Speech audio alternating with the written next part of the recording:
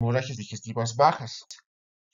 Cuando hablamos de hemorragias digestivas bajas, es importante tener en cuenta que la estabilidad hemodinámica es infrecuente, o sea, es disminuida. No hay inestabilidad hemodinámica. No te hacen hipotensión ortostática y no requiere transfusiones sanguíneas en relación al alta. Por eso, los pacientes con hemorragia digestiva baja presentan menor inestabilidad hemodinámica que los que sufren una hemorragia digestiva alta, presentan menor ortostatismo y menor necesidad de transfusión de sangre. El 80% de los casos de hemorragia se detienen espontáneamente. Importante, nos va a haber una autolimitación.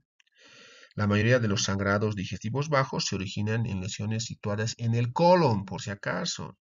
Y menos frecuente, las lesiones son del intestino delgado. Por eso, tener mucho análisis, mucho criterio para ver una hemorragia digestiva baja.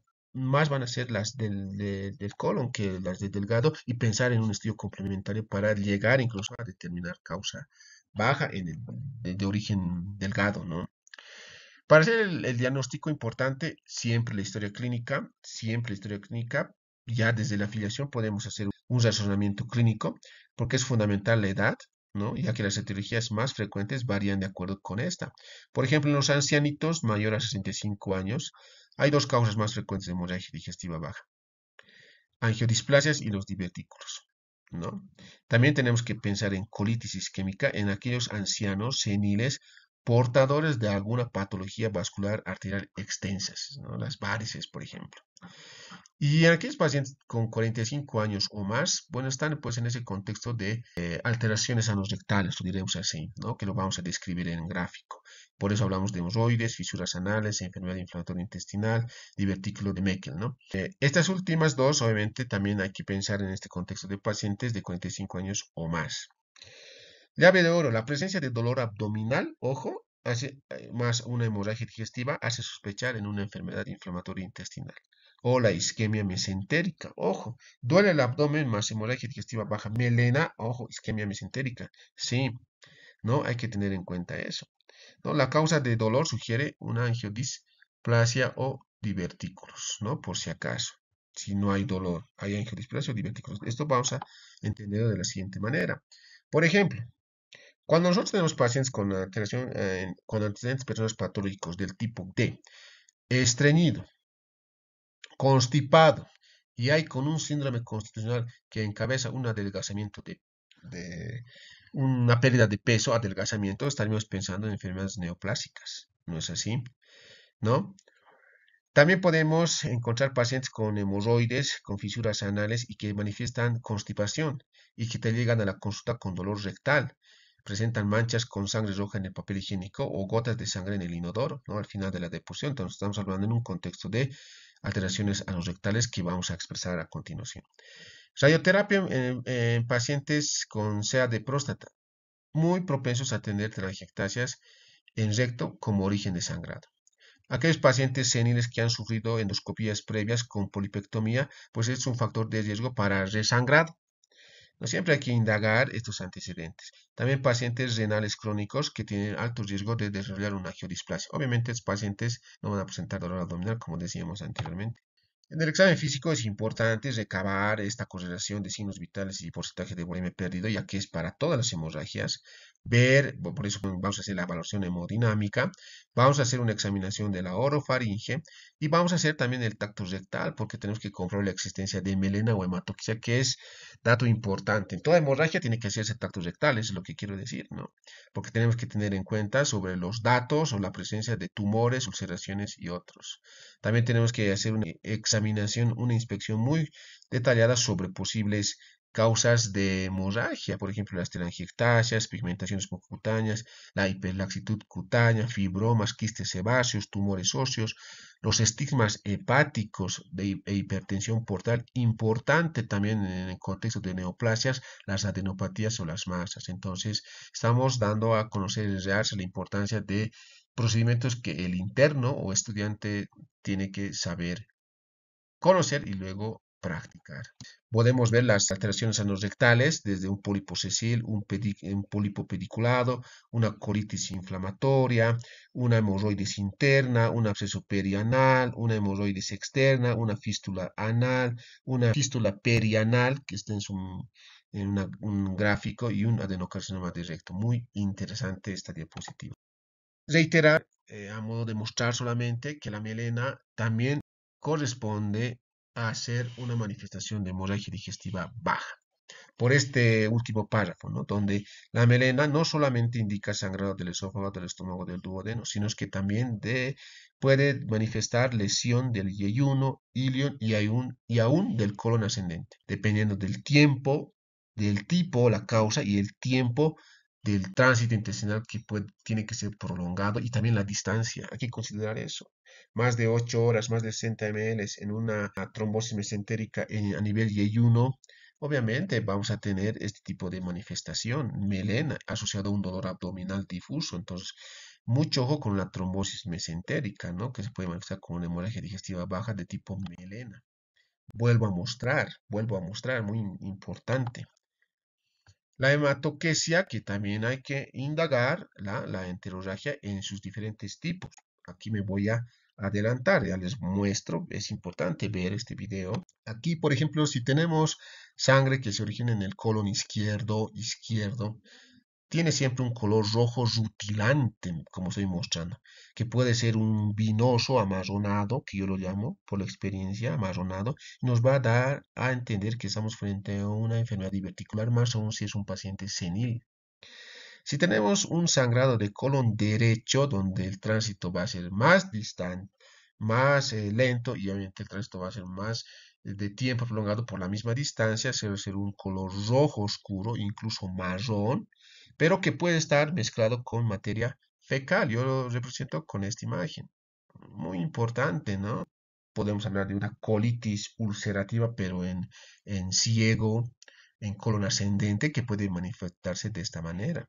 De igual manera, siempre teniendo en cuenta cómo se está manifestando este tipo de hemorragia digestiva baja, y a ir sospechando, de acuerdo a la correlación de las variables, en una posible causa de diverticulitis, angiodisplasia, neoplasia, alteraciones anorrectales que habíamos mostrado, enfermedad inflamatoria intestinal, colitis isquémica, divertículo de Meckel, y obviamente siempre tenemos que realizar estos procedimientos, que es la instalación de sonda nasogástrica, porque ¿qué dice el texto? Es conveniente realizar una aspiración a través de una sonda nasogástrica para descartar una causa de alta de sangrado. Si se aspira a un líquido con bilis, esto indica que la causa de sangrado es distal al ligamento de Treace, es baja. En caso contrario, no se puede descartar una hemorragia digestiva alta. Ojo, entonces es importante tener en cuenta esta situación de realizar el procedimiento de instalación de sonda nasogástrica, este procedimiento. ¿Qué de los estudios complementarios? La colonoscopia sí va a ser pues el patrón ideal para establecer el diagnóstico muy exacto, ¿no? Para determinar la causa de sangrado, ya que habíamos dicho en llave de oro que la causa de hemorragia digestiva baja va a ser más en colon que intestino delgado, ¿no? Debe hacerse en aquellos pacientes que tienen una estabilidad hemodinámica, están estables hasta en un plazo de 24 horas. Ofrece una posibilidad de hacer un tratamiento endoscópico de algunas lesiones, ¿no? Importante, por ejemplo, en la diverticulitis, y nos da un rédito diagnóstico del 70-85%, como estamos viendo en las imágenes, ¿no? La endoscopia digestiva alta tiene que ser también un estudio para descartar, ya que realizar en los pacientes con repercusión de sangre en el aspirado nasogástrico o con hematoquesia con descompensación hemodinámica, realizar antes de la colonoscopia, dado que el origen gastrointestinal es más probable. Importante, ¿en qué momento tenemos que hacer eso, no? También debe considerarse también ser el primer estudio en pacientes con antecedentes de úlceras pépticas o hepatopatía. ¿Qué hacemos con la angiotomografía computarizada de abdomen con contraste intravenoso? Bueno, es una prueba de elección, pero en los casos donde la hemorragia es masiva, por ejemplo. Ya es masiva la hemorragia, en este caso, muy importante, y además hay inestabilidad. Raramente una baja te va a dar inestabilidad, pero está habiendo inestabilidad y ya es una hematoquesia más de sangre coagulada con pocas heces mezcladas. Entonces, ¿qué nos permite identificar la extravasación activa de sangre, ¿no? Permite identificar una extravasación activa del contraste de 0.07 ml/minuto y localiza el sitio de sangrado con una sensibilidad del 85.2% y una especificidad del 92.1%. Como en este ejemplo, ¿no? En A podemos ver, por ejemplo, una hemorragia activa, baja activa de un divertículo en el ángulo hepático del colon. Miren la flecha. Y si ampliamos, podemos demostrar la importancia de la angiotomografía computarizada de abdomen con contraste intravenoso. Otro ejemplo, ¿no? La reconstrucción vascular permite demostrar el aporte vascular al divertículo sangrante flechas. Miren cómo podemos ver la reconstrucción. Otro ejemplo, un paciente con hemorragia digestiva aguda, masiva, se tiene que hacer la arteriografía selectiva guiada por los hallazgos de la tomografía con embolización del vaso causante de la hemorragia. Hemos tenido que embolizar. Muy interesante esa secuencia, ¿no? Otra tomografía, ¿no? Una TAG en paciente con hemorragia digestiva baja masiva que muestra la extravasación de contraste en la cara anterolateral izquierda del recto. Miren la flecha, miren aquí, ¿no? Otra, podemos hacer la reconstrucción curva, ¿no? Demuestra el origen de la hemorragia procedente de la rama hipogástrica homolateral flechas. Miren cómo podemos ver, miren. Qué interesante este estudio complementario. Y otro estudio, la arteriografía, ¿no?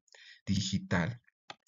Que de otro estudio, el centrograma con eritrocitos marcados con tecnecio, importante, necesita tener un sangrado activo, hay inestabilidad porque el flujo es entre 3 a 6 ml hora de pérdida de sangre, no determina el tipo de lesión que ocasiona la hemorragia, pero por ser más sensible que la angiografía puede realizarse antes de ella, obviamente.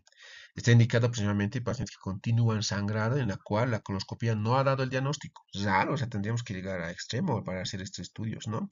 Un recto diagnóstico del 25-70%, por ejemplo, aquí podemos ver la gamografía con hematíes marcados, miren, a nivel de colon, ¿no? Importante. La angiografía mesentérica, tenemos que ver cómo está la disponibilidad de la vascularización intestinal, porque vamos a poder localizar y determinar la lesión sangrante en forma precisa, por si acaso. Pero requiere un flujo de sangrado de 0 mayor a 0,5 ml/minuto. Ofrece la opción de una infusión selectiva de fármacos vasoactivos como la vasopresina o la embolización selectiva con diferentes materiales para la detección de la hemorragia. Importante, ¿no? La angiografía mesentérica. Su indicación es el sangrado activo, por si acaso, con colonoscopia no diagnóstica o si el paciente se encuentra hemodinámicamente inestable, hay una hemorragia masiva, ¿no? El rito diagnóstico es de 40 a 80%. Aquí podemos ver la importancia de los estudios de imagen y además la colonoscopia, donde vemos un sangrado activo de colon ascendente, aquí por ejemplo, ¿no? Post-polipectomía, se le ha hecho polipectomía a este paciente, reciente en una mujer de 67 años. En la A que podemos ver una angiotomografía en fase arterial axial y en B una fase venosa coronal, ¿no? Que muestra el sangrado activo desde el sitio, vean, desde el sitio de la polipectomía en el colon ascendente, ¿no? Y el C, realizamos la endoscopía, en sí la colonoscopia, y se trata de un sangrado, ¿no? Vean la imagen, ¿no? Entonces, un estudio de angiotomografía, una angiografía por tomografía computarizada. Qué bonito ejemplo, ¿no? Bien, ¿qué podemos hacer si en caso la hemorragia digestiva no puede detenerse por la colonoscopia? Hacemos los estudios previos, no, el sangrado no es en el colon, entonces esta es la situación, ¿no? Hablamos de la enterotomografía computarizada con contraste oral o la videocápsula endoscópica, en quienes los estudios diagnósticos mencionados no identifican el origen del sangrado y se debe evaluar el intestino delgado, por si acaso. Si el paciente se encuentra hemodinámicamente estable y sin sangrado activo, se puede estudiar el intestino delgado. Ojo, ya esto es para ir a más profundidad, diremos así, ¿no?